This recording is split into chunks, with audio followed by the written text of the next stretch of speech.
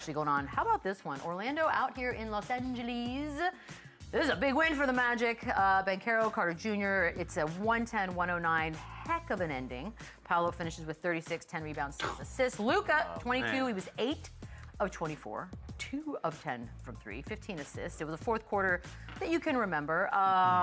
The layup is what gave them the win, the Magic on the road, which is a big deal. There's like some crazy stat about them beating both the Clippers and Lakers. Hasn't been done in over a decade. However, there was a chance for the Lakers to win this thing. Luka deferred to LeBron, and this is what everybody's talking about this morning for the game winner. It's not a great deferring, if you ask me. Weird that he passed it up, Chandler. Yeah, and weirder afterwards how he says, I know I was open, but I just thought I was a little bit far when we've seen this dude hoist three-pointers from the logo. Listen, this is a blown coverage. Look at Banchero. Yeah, look, first of all, or Black. Let that go. First of all, Anthony Black needs to switch out on the other side. I imagine they're switching everything with that shorter clock.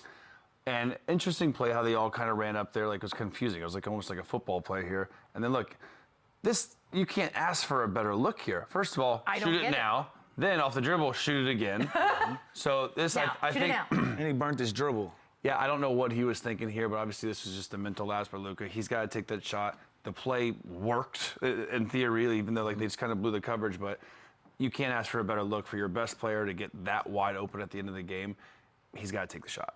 Absolutely. That seems to be the overall consensus, Lou. Yeah, he just had a lapse, as you can see, and I pointed out it was a blown coverage. We've seen him shoot the ball from half court with a smile on his face. The only thing that I can think of, there was 5 or 6 seconds left on the clock. If you shoot a deep three with that much time on the clock, you probably can weigh your options there if you're Luka. But all in all, you got the ball in your best player's hands on that team. You gotta put it towards the rim, and you can't burn your dribble. And so this is a rare occurrence that we see from Luka. I'm sure he'll learn from it and make his adjustments. He'll probably come out the next game and shoot the first 5 shots will probably be 30-footers. You know what I mean? To kind of get that off of his back. But yeah, just a lapse in judgment, and it didn't go his way. Yeah, and this game was awesome. First of all, this is it like was a back and fun forth. Like the energy, it was electric. I didn't know who was gonna win till literally the Magic won the game. And again, to have a timeout to get this type of look from your best player, it just he's definitely wants this one back because he was wide ass open. There's some more Luka talk that we will get to, but we do want to kind of concentrate on the Magic for a second. They did win the game after all, and we started preseason into the season.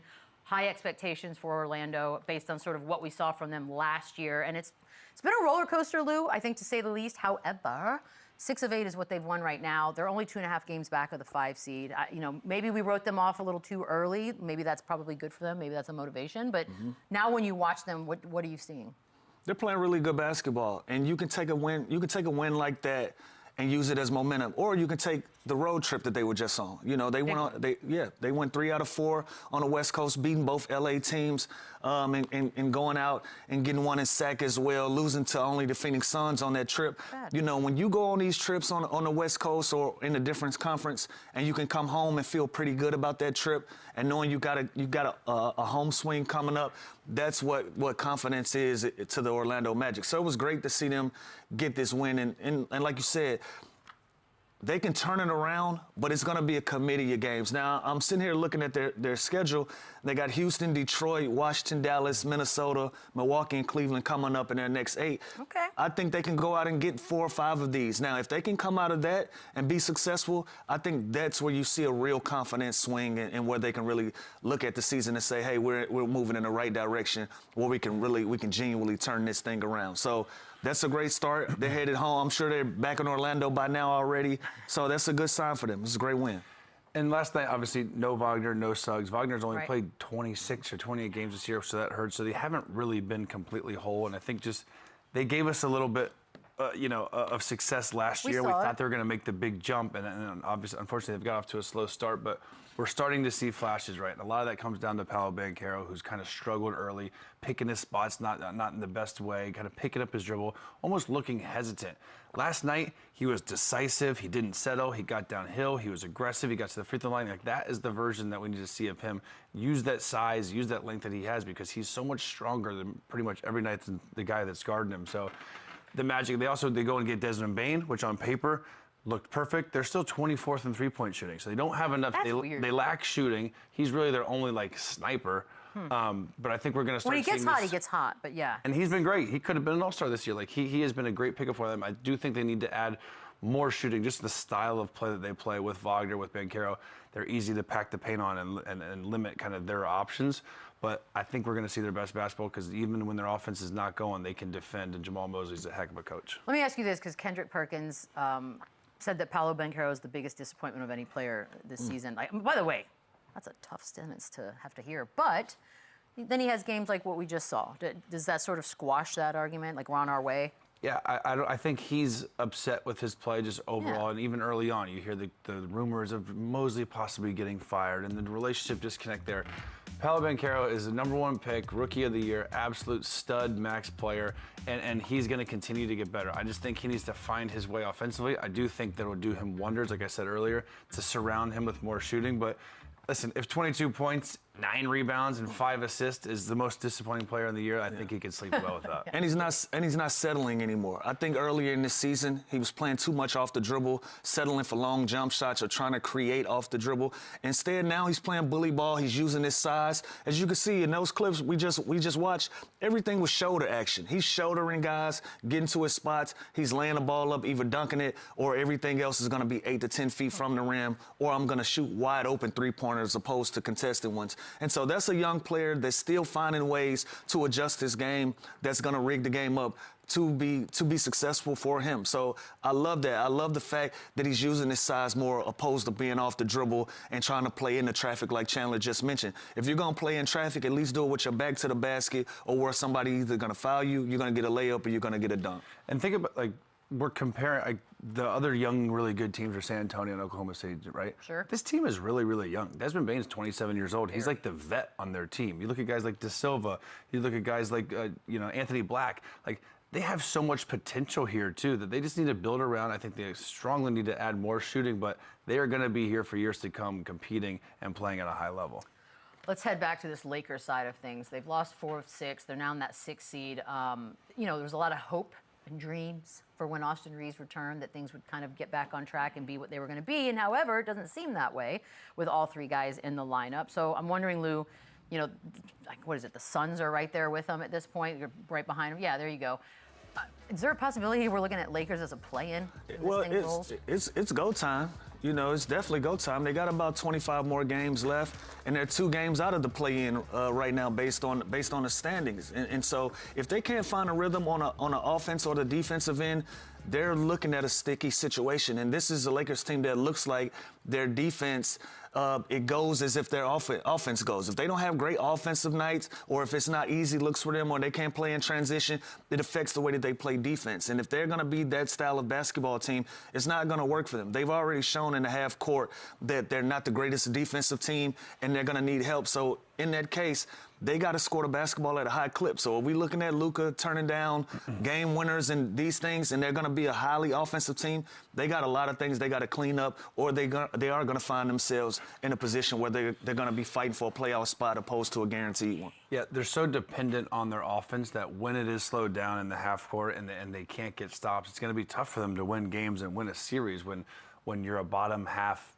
defensive team. I think they're 23rd, 24th in defense. They can't get stops. So, yes, they're going to always have a chance because they do have Luka and LeBron James. And like Austin Reeves last night, it was a tale of 2 different halves. I think he had 0 in the first half, then just easily goes and gets 18 in the second half. Like, if they're rolling offensively, which they usually are, they're still a tough out and a tough beat. But, man, they got to find a way to get stops. And with this roster, this makeup of their team, they don't really have those guys. Yeah, I like adding Kennard at the deadline. He doesn't really do anything defensively for them, but shooting-wise and spacing the floor, he helps. But this team's going to struggle majorly getting stops. By the way, they still, with just the 25 or so games left, they still have to play the Rockets, Thunder, Nuggets, Warriors twice each. So that's still a bit of a little Well, at least gauntlet. they get the Warriors twice. That's not always a given, by the way. Zach Lowe, get in the car, buddy. I'm going to make some room for you. Buckle up your seatbelt because he's getting it. It is becoming unwatchable to watch Luka at times. That's according to Zach Lowe, because it's the constant complaining. Their own play-by-play guys were like, please stop whining because you are missing defensive moments that you need to be in that are very costly, Chandler. And I don't think you're changing who Luka is as a person.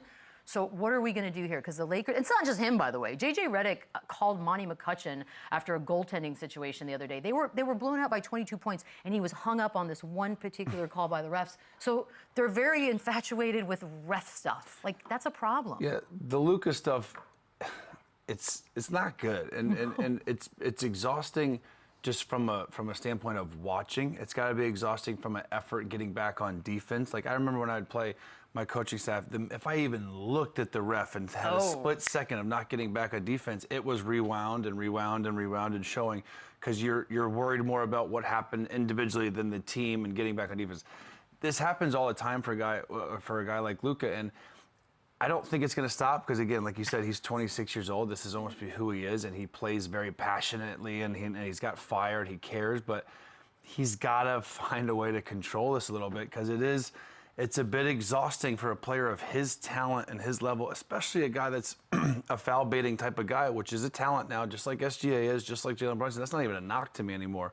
But the fact that you go hunting contact a lot of the time and you go to try and get the foul, and then you complain when you cry about don't. Like it's a little eye rolly. So I do understand what Zach Lowe is saying here, and just as like a fan of the game, you don't want to just constantly watch that. And as a ref, it's got to also be obnoxious that this guy's just riding me all game long. Yeah. So I definitely think it's becoming a thing. Like, Luka's so good at basketball, we should be talking about this. It's been a thing, but now when you start seeing the struggles, it becomes magnified. And also it affects winning, right? Like, you hate to see in a good game a guy stops and complains to a referee and then give up a layup on a 5-on-4 because of that. And it's like, in basketball is a game of inches. You lose by 1 point, 2 points in a game because you give up possessions after possession after possession, worrying about referees. You know, and this has kind of been somewhat of Luka's makeup over his career. You know, he's always been criticized for